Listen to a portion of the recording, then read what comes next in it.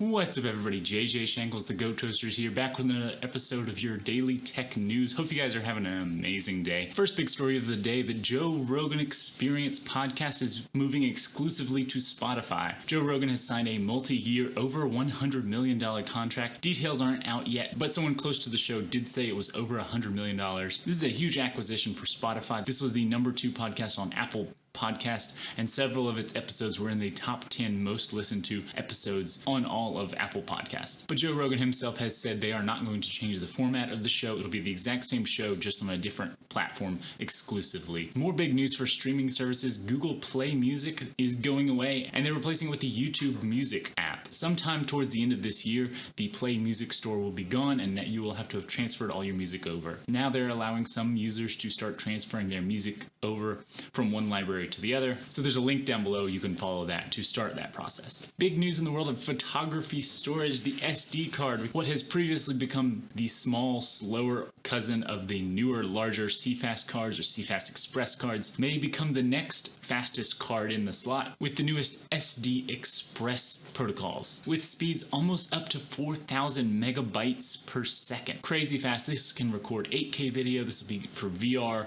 360 videos, or high burst rate raw shooting. This will be up there with the best cards currently on the market. This is just a protocol release, and it's still a ways down before the cards are even created or your devices have support for these faster cards. And they're not going to come cheap. Even though they're SD cards, these will be so fast, they will definitely cost you a pretty penny to get your hands on this faster protocol. But once this faster protocol gets support, you may be shooting in ProRes Raw, and as currently, and with new updates to Premiere Pro, you will now actually be able to edit it. Before now, the only software that had support for ProRes Raw was Final Cut Pro X, exclusive to Mac users, and so PC users had no way to use it. With a new update to Premiere Pro, now all users of Premiere Pro will be able to edit and modify ProRes Raw files. It's really exciting with new cameras, like I'm shooting on the Z6 right now.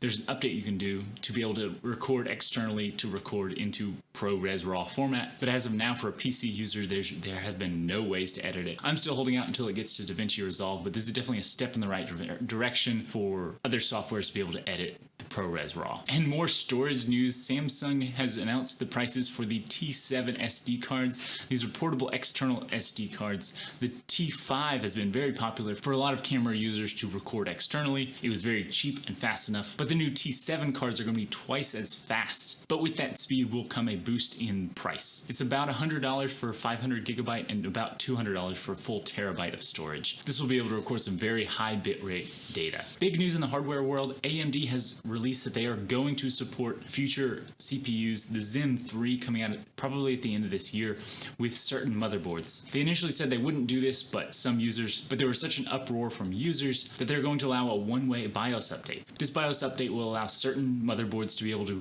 one-time install this BIOS and be able to move it to Zen 3 compatibility, but you will not be able to use previous CPUs after you've done this BIOS update, and there's no way to flash it back to previous BIOS versions. Big news from Microsoft's supercomputer division. You know it's wild when a computer scientist says it will be able to do things you can't even imagine. I can imagine a lot of wild things, and this thing can do quite a few of those. It's all advancement in AI technology. Previously, smaller versions of AI were able to detect images or to be able to detect and decipher voices. This new AI, when installed in a large supercomputer, they say will be able to understand and summarize speeches for people, or being able to moderate live chat, or even being able to generate code for GitHub. Pretty wild news, but it'll be exciting to see where this goes in the future. AI keeps taking these amazing leaps and bounds to places we didn't even understand that AI could take us. Onto the world of video games. Crucible is going to be Amazon's new exclusive video game coming out. They say it will be a mixture of battle royale and a MOBA style video game. So it'll be a first-person shooter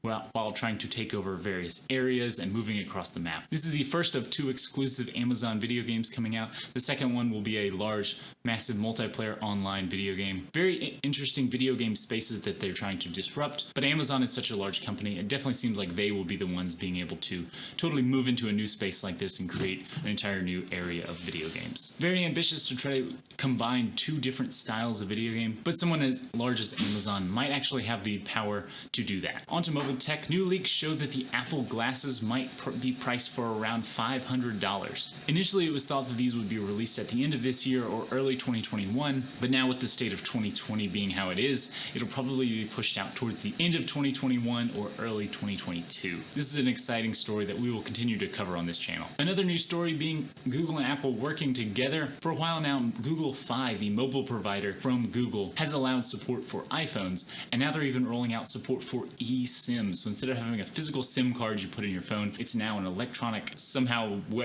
magic that they put inside your card that they're able to install it on your phone. So that frees up an extra SIM card slot if you want to use it with a different carrier or having two different providers in one phone. And now Google Fi is rolling that out to some iPhone users. And a big story of the day, Vivo's next flagship phone may have the flagship specs that we will see on future phones. It will have a gimbal-like main camera. They showed some video of it rotating around in ways that previous phones have not been able to do, and it may be the first phone to sport the new Samsung sensor with dual pixel autofocus I mentioned on yesterday's video. This could be really exciting to see a very feature-packed phone. Usually these cheaper mid-range flagships have all these specs, but the software is lacking, so you're not going to get iPhone or Google Pixel type integration with this amazing software that it works really well, but you will have those hardware specs. So this is usually the best way to see what the next generation of phones will be, and this one seems to be a camera beast of a phone. But that about wraps it up for today's news. Let me know in the comments down below if anything I said was infactual